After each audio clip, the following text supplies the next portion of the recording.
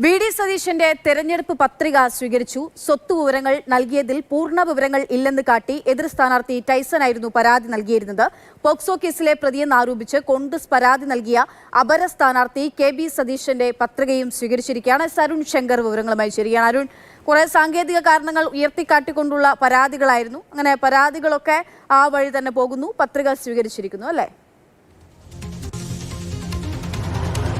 തീർച്ചയായിട്ടും ഭരണാധികാരി വി.ഡി. സതീശന്റെ പത്രിക സ്വീകരിച്ചിരിക്കുകയാണ്. എതിർ സ്ഥാനാർത്ഥിയായ ടൈസന്റെ പ്രതിനിധി ഉന്നയിച്ചിട്ടുള്ള തടസ്സവാദങ്ങളൊക്കെ തള്ളിക്കൊണ്ടാണ് ഇപ്പോൾ പത്രിക സ്വീകരിച്ചിരിക്കുന്നത്. രാവിലെ ഈ പത്രിക സൂക്ഷ്മ പരിശോധനയ്ക്ക് എടുത്തപ്പോൾ തന്നെ തങ്ങളുടെ എതിർ സ്ഥാനാർത്ഥി ഉന്നയിച്ചു. ആസ്തി വിവരങ്ങൾ മറച്ചുവെച്ചു, പൂർണ്ണമായി നൽകിയില്ല ഉൾപ്പെടെയുള്ള കാരണങ്ങളാണ് പത്രിക തള്ളാൻ വേണ്ടി പറഞ്ഞത്. അതോടൊപ്പം തന്നെ പ്രതിപക്ഷ നേതാവ് എന്ന നിലയിൽ ഉപയോഗിച്ചിട്ടുള്ള ഔദ്യോഗിക വാഹനത്തിൻ്റെ പെനാൽറ്റി പിഴ, ട്രാഫിക് നിയമലംഘനത്തിൻ്റെ പിഴ ഒടുക്കിയില്ല എന്നുള്ള ഒരു ആരോപണവും ഉന്നയിച്ചു. ഇതിന് തെളിവായിട്ട് സൈറ്റിൽ നൽകിയിട്ടുള്ള റെസിപ്റ്റും ഈ അയൂബ് ഖാൻ എന്ന് പറയുന്ന പ്രതിനിധി ഹാജരാക്കി. ഇതൊക്കെ കൃത്യമായി ഭരണാധികാരി പരിശോധിച്ചു. കോൺഗ്രസിൻ്റെ വാദങ്ങളും ഭരണാധികാരി കേട്ടു. അതിനുശേഷം രണ്ടുപേരുടെയും പ്രതിവാദങ്ങൾ എഴുതി നൽകാൻ ഭരണാധികാരി നിർദ്ദേശിക്കുകയായിരുന്നു.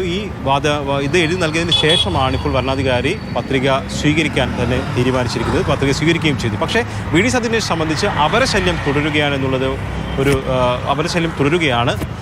കഴിഞ്ഞ ദിവസം കെ.ബി. സതീശൻ എന്ന ആളാണ് സ്വതന്ത്ര സ്ഥാനാർത്ഥിയായി നാമനിർദ്ദേശ പത്രിക നൽകിയത്. സതീശൻ്റെ പേരിനോട് സാമ്യം ഉള്ള ഒരു പേരാണ് കെ.ബി. സതീശൻ എന്ന് പറയുന്നത്. ഇയാൾ കൈതാരം സ്വദേശിയാണ്, പറവൂർ മണ്ഡലത്തിൽപ്പെട്ട കൈതാരം സ്വദേശിയാണ്.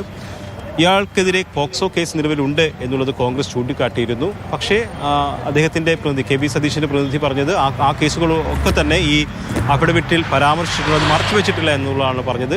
ആ വാദം കൂടെ അംഗീകരിച്ചുകൊണ്ട് ഇപ്പോൾ ആ പത്രികയും ഭരണാധികാരി സ്വീകരിച്ചിരിക്കുകയാണ്. ഇനി പത്രിക പിൻവലിക്കുമോ എന്നുള്ളതാണ് അറിയേണ്ടത്. പത്രിക പിൻവലിക്കാനുള്ള സമയപരിധിയുണ്ട്. ആ സമയപരിധിക്ക് ശേഷവും കെ.ബി. സതീശൻ പത്രിക പിൻവലിക്കാതെ തുടർന്നു കഴിഞ്ഞാൽ അത് സതീശന് ഒരു അപരാൻ എന്നുള്ള രീതിയിലൊരു വെല്ലുവിളി ഉയർത്തുന്നതായിരിക്കും.